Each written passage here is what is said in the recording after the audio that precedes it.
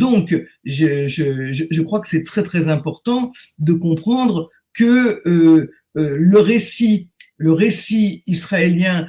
de la même manière qu'ils avaient commencé à dire que c'était une terre sans peuple pour un peuple sans terre, je veux dire que ça a commencé longtemps, les mensonges, je veux dire, c'est pas récent. Mais le plus extraordinaire dans ce que nous vivons à l'heure actuelle, c'est qu'il y a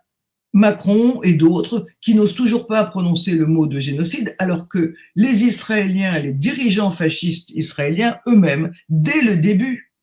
ont dit ce qu'ils allaient faire et on dit que c'était un génocide. On dit que ce n'était pas une guerre contre le Hamas, mais on dit que c'était tous les Palestiniens, qu'il n'y avait pas de civils innocents, que les enfants de Gaza étaient eux aussi des terroristes en puissance et que c'était même pas des humains, c'était des animaux